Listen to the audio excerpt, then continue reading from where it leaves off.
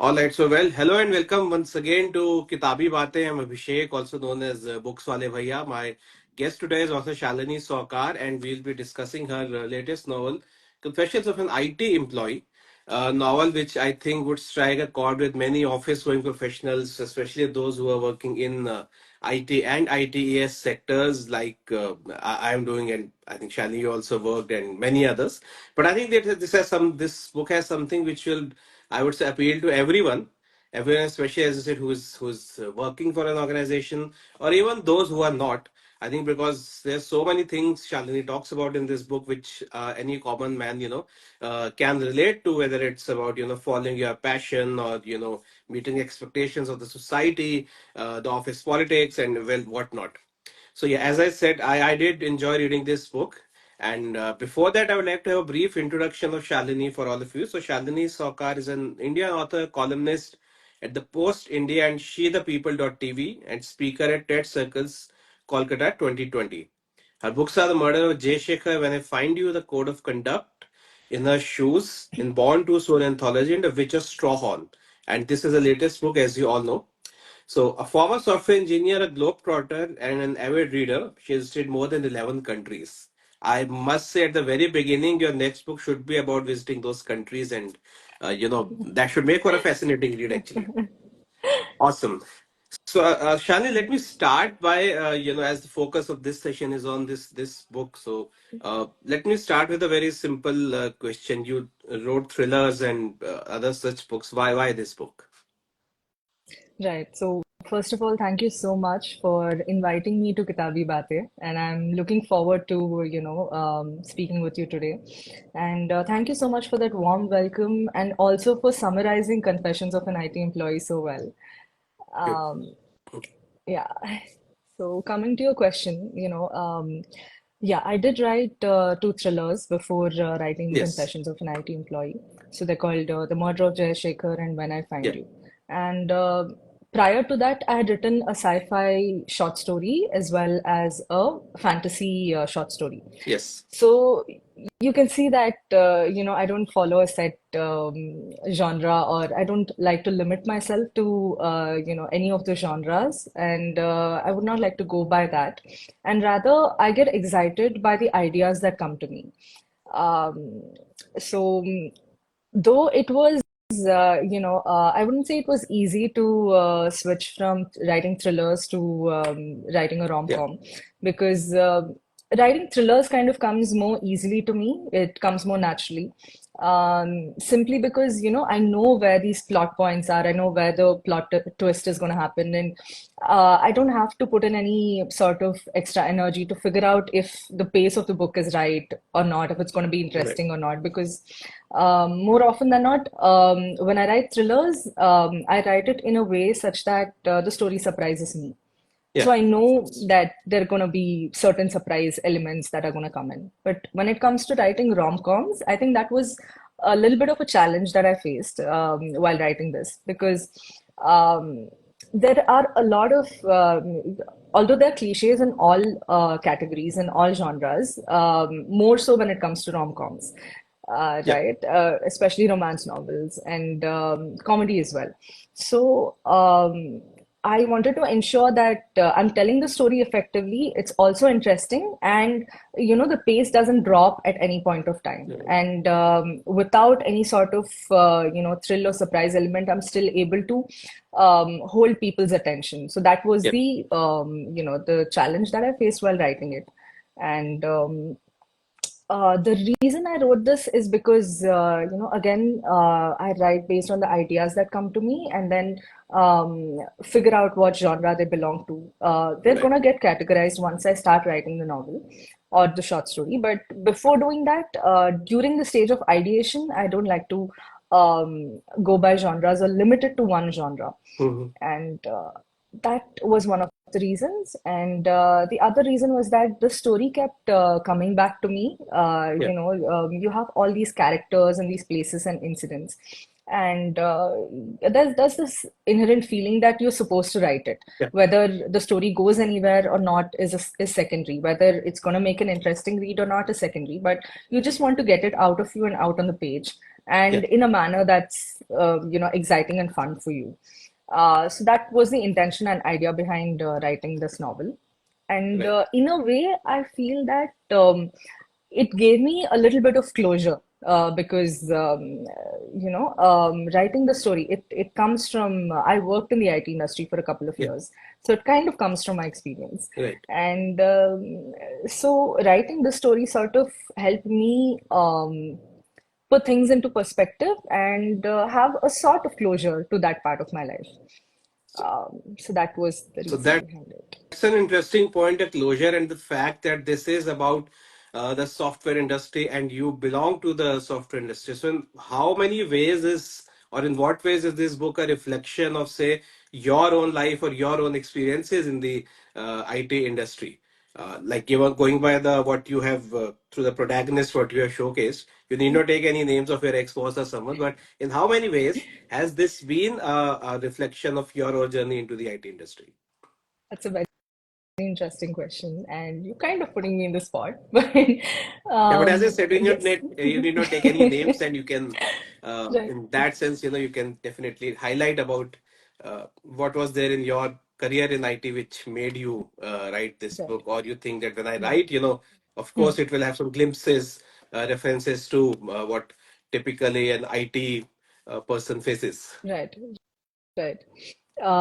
So yes, major part of the story is taken from my life. Ah, that's interesting. Yes, but unless you know me personally, you will not know, what are the true incidents and what has been fictionalized. And I believe that, I read this somewhere that fiction is, any sort of fiction is basically truth wrapped in a web of lies. And it's interwoven so well that you would not be able to detangle the truth from the lies that the author is saying. Right, So, in that sense, yes, major part of the story is actually based on true incidents.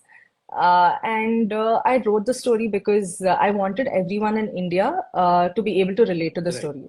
And I know most of us work in the IT Yes. industry, at least Yes, currently. IT or Yeah, ITES as the services sector there is. That's true. That's very true. right, So, right. so And yeah, yeah, go ahead. Go ahead. sorry. No, no, I think you were Yeah, saying and something. You can complete that. yeah. So, and the characters as well. These are characters that these are people that you would see in your day-to-day lives, Yes, whether it's Sanchita or Bhumaja, Alisha, Nishant. Sanchita is basically a girl with a dream, you can say. yes, She's walking around in the IT industry with a lot of hope and a lot of dreams, and she's the sort of person who is a conformist. Throughout her life, she's been following the norms that society has set for her, and everyone yes. around her has been doing the same thing. So she falls into line, and but then she feels that there's something more to her life, and she wants to explore that side of her.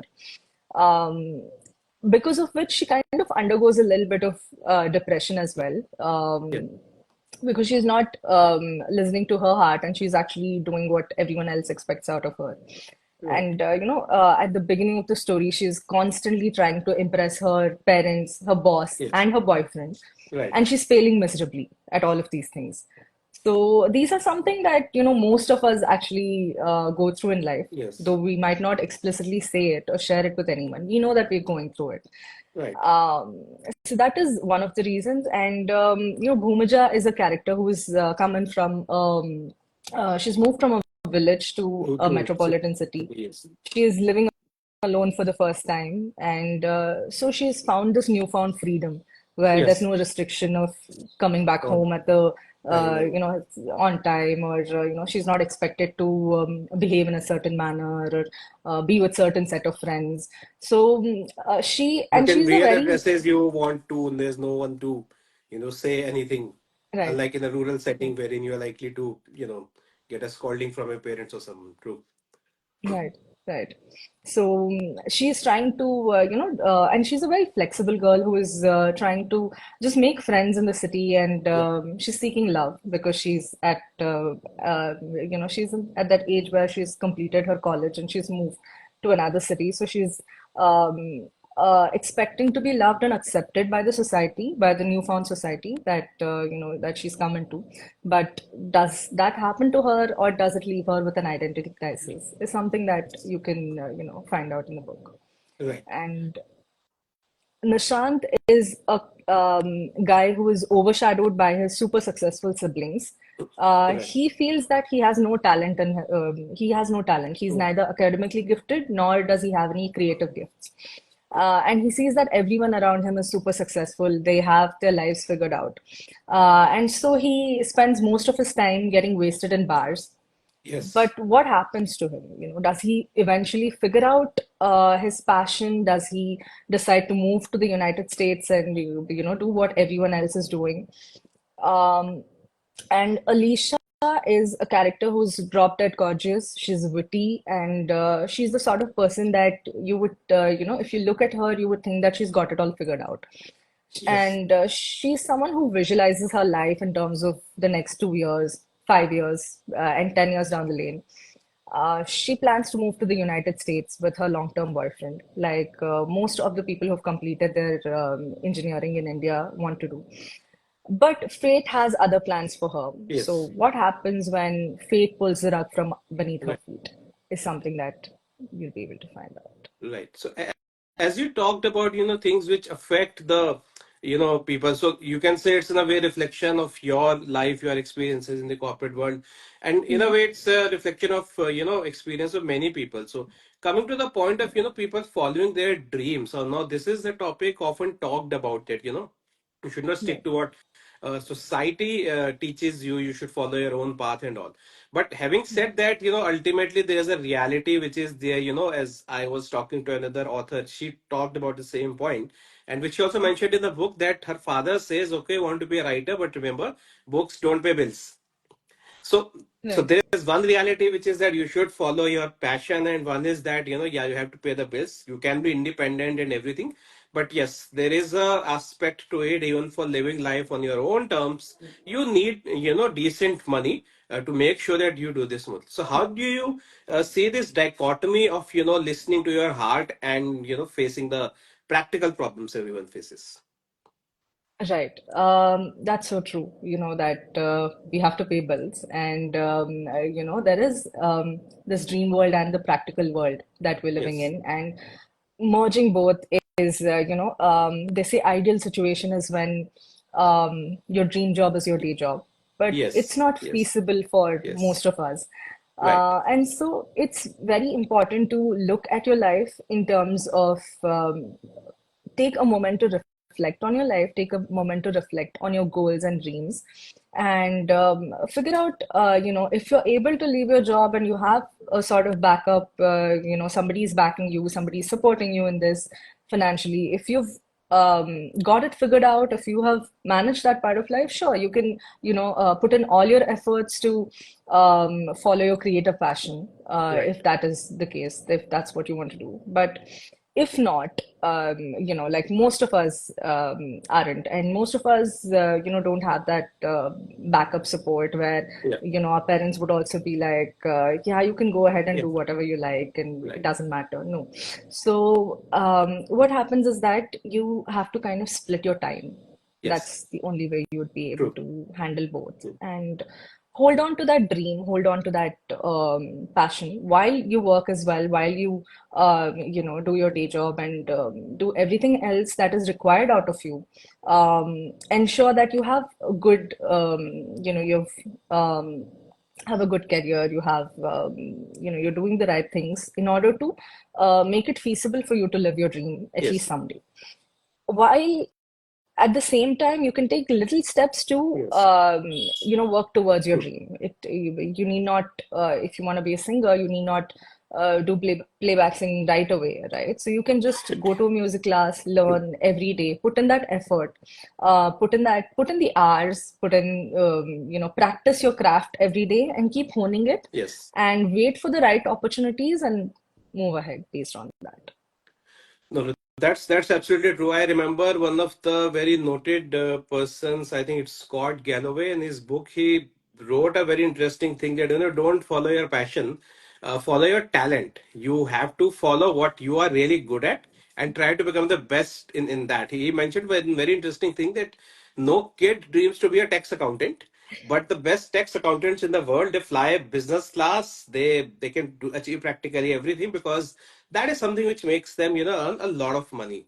So I think a passion and talent, these are the areas one need to focus on to really understand, whether it's passion we are following or whether it's talent, because no matter what your skill or interest is, there is a market for everything, and in the market, those who have the best skill, they get paid the most for it. So, which something which your book talks about. Your book talks about one very important thing. One is about relationships and depression. So let's start with relationships first. So uh, I remember we have seen an era wherein our parents and relatives, there was only the arranged marriage system, and you did not have much of a say. Now we have freedom to choose our partners, and I think in practically all kind of societies that is there. Yet we are seeing rising cases of heartbreaks, of divorce rate Right, going very high. And you right. mentioned in your book that the friend who had a relationship for 5 years and he's sitting around with a girl who is wearing very negligible clothing and all, he's getting fascinated by that. So in this era of freedom to choose and all, do you think what is happening is the right thing? We have freedom, but we have more heartbreaks as well. So how do you see how relationships are being structured now? That is so true. That it is not that there were no heartbreaks in the olden Yeah, era either. It's just that probably they were hiding it better. right. And now people don't feel the need to do that. And because there's so much choice, there's Yeah, so much choice and there's so much freedom. And people are becoming more confident and they're kind of realizing what it is that they really want in life, which is why it kind of leads to heartbreak. And it's not like, like I said in the book as well, every heartbreak is not a bad thing. yeah, of course. Sometimes it's a good thing, It's a good thing. if the partner is not right for you. So, I would say that in order to have a good relationship, it's very important to have a good relationship with yourself. To, True. That's first figure out who you are, what it is that you want in life, what it is that you desire in a partner, and not just the superficial things. It's also about what you desire in terms of quality, in terms of personality, character, in terms of how they treat you, how you treat them, yes. and what is the basis or foundation of your relationship. If your core values match, if that is kind of strong, then all the external factors you can kind of be able to navigate through that, Right. be it arguments, be it um, um, external desires that you may have, which is not wrong, but you would be able to handle it in a better Yes. manner. So I think Yes. that is one of the ways. There's no hard and fast rule. Everybody goes through heartbreaks. Everybody, you can never, one thing that I've realized is relationships are very volatile, Yes. because all of us are human beings and we're constantly evolving, we're constantly changing. 100%. So our True. needs, our desires, they keep changing, It keep changing. True. keep changing. So if your partner grows with you in the same manner, you'd be able to take the relationship forward and Right. you'd be together forever. But if not, then it Then would it lead goes. to heartbreaks. Right. No, that's really true. And the other thing which you and the protagonist has suffers from, bouts of depression. So in this age of, cutthroat competition, wherein you have to be, your best every day, and you have many other things to handle. It could be your family, it could be your relationships, it could be social status, when as you grow, maybe paying the rentals or paying the EMIs, everything. All this is actually leading to more and more cases of anxiety and depression, which you definitely touched upon. And many times people, argue that what all has this success made us? I mean, we have only seen cases of depression, even suicides and all. How do you see that? Someone who is from that industry wherein, uh, for your performance is, primary. How do you see that? Mhm.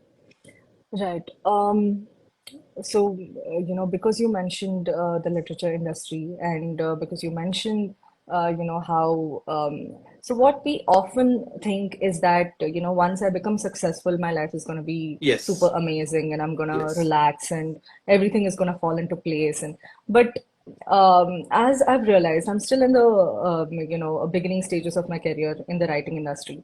So, but before I got my first novel published, that was the dream. That once I have my novel published, once it goes out into the world and people start accepting the book, it's gonna be cakewalk from there. Yeah. But in reality, as I start moving into that zone, I realize that with it comes a lot more anxiety and a lot Yes. more Yes. mental stress that that I did not experience before actually moving into writing or before actually moving into this industry.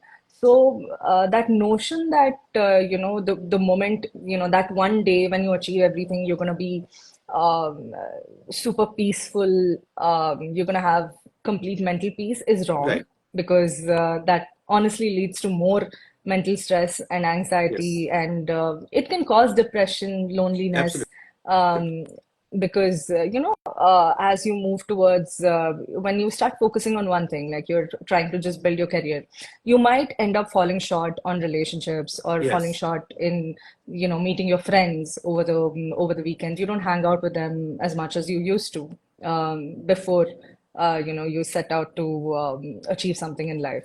Or it may be that you may have disagreements with your family.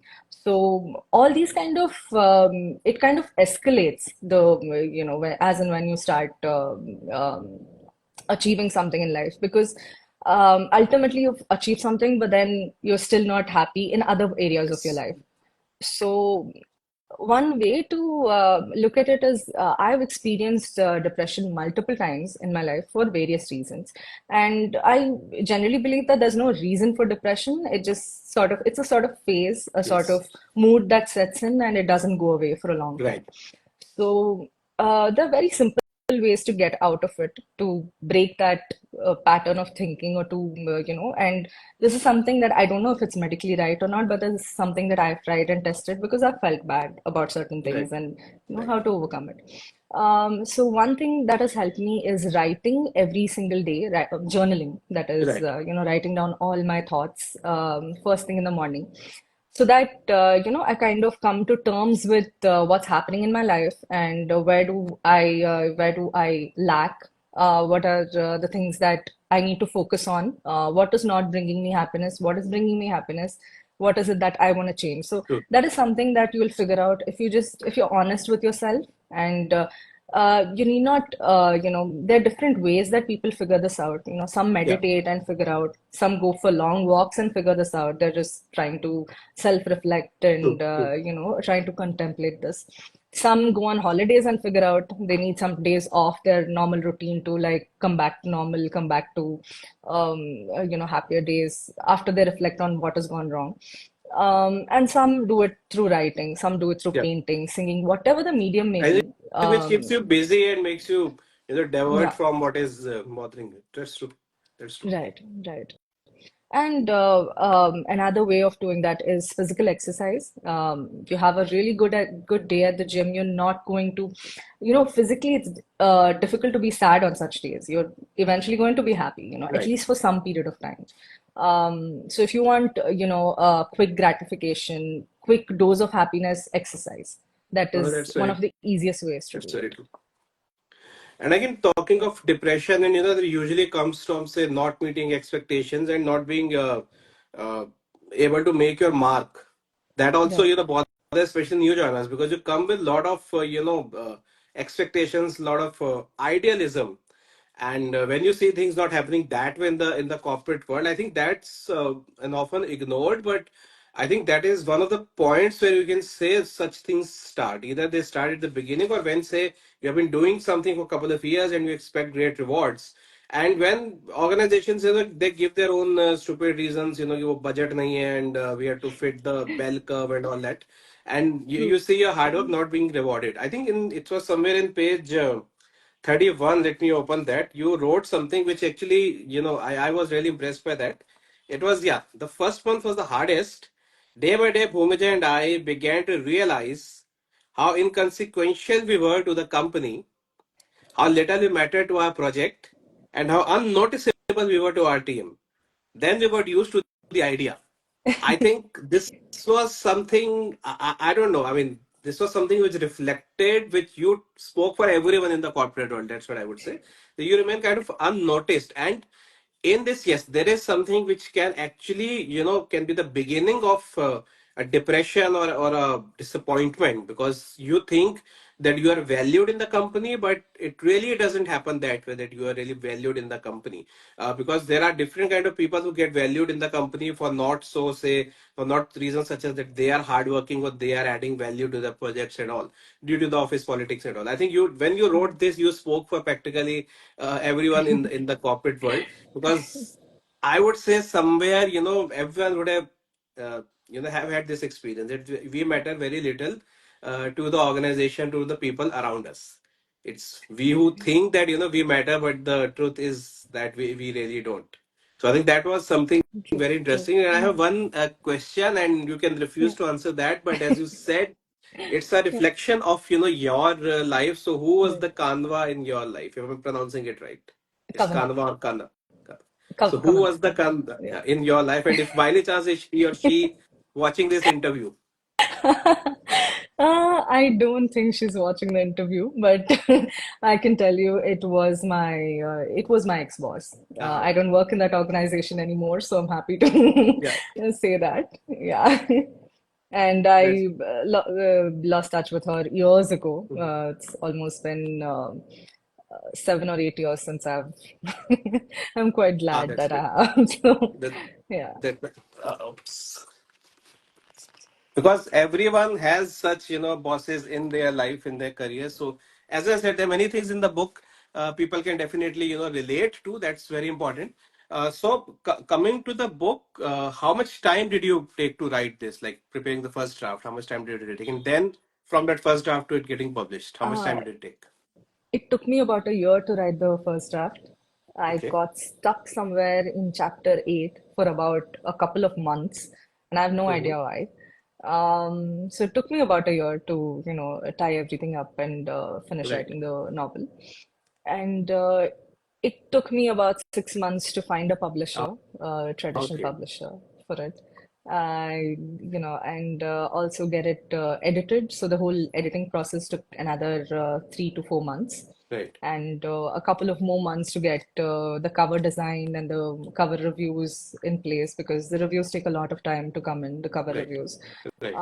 So in our first print run, we decided to go without the reviews, and Okay. I even had a different cover for the book. Acha. And that's how we went about it. And then I got in the reviews, and we thought, I wanted it was a vector design. I wanted a Mhm. different sort of design that would reflect Okay. um, the book better. So then we went to, um, yeah, the second print So run. it's a 2 year plus project, you can say, right? Yeah, It yeah. took you all in all. Took me about So two yeah. years, So yes. basis that, what advice would you like to give to aspiring writers? What should they do if they are planning to write a book? First of all, read everything that you can get your hands on. Read fiction, non-fiction, read anything that makes you curious. Read newspapers, magazines, watch a lot of content, watch a lot of good content.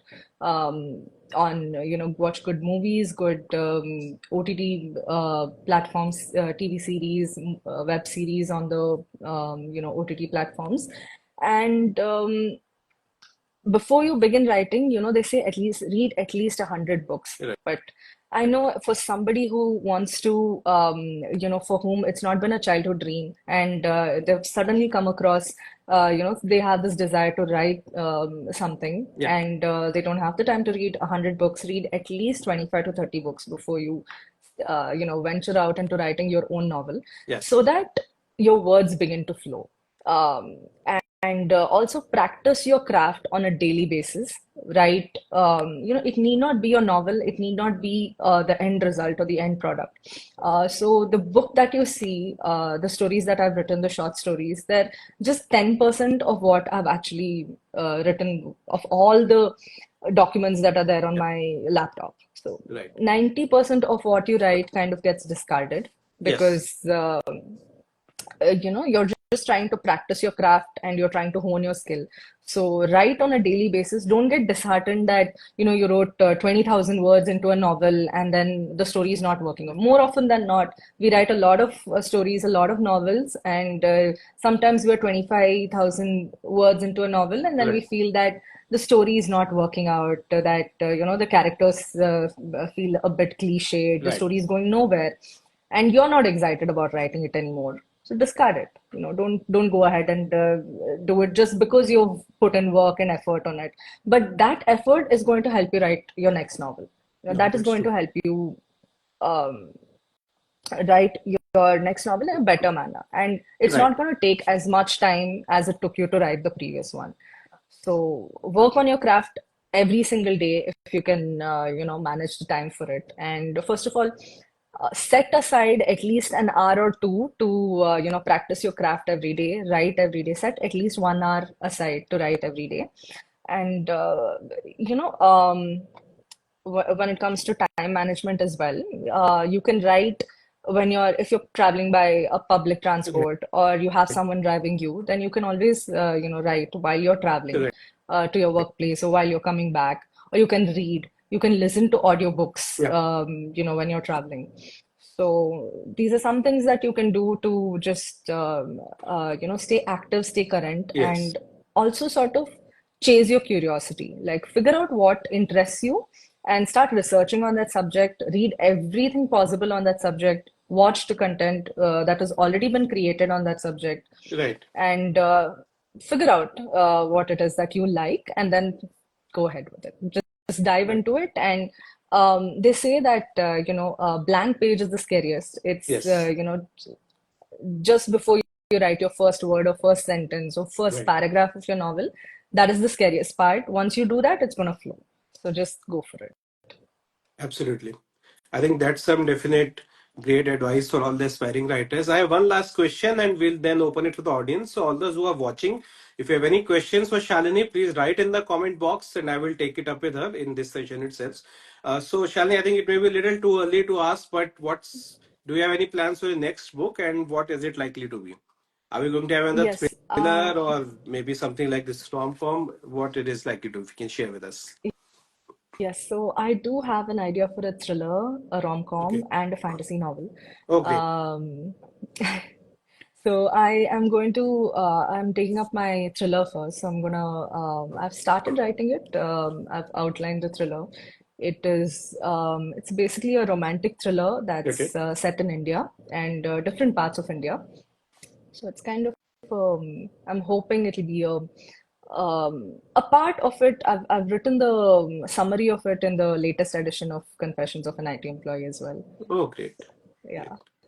So I So can sure, reveal I'm the name, no, no, you know, of if course. I'm sure many like us would definitely be waiting for it. yes. So let me see if there are any questions, guys. If any questions, you can please write in the comment box. Let me check if there are any questions.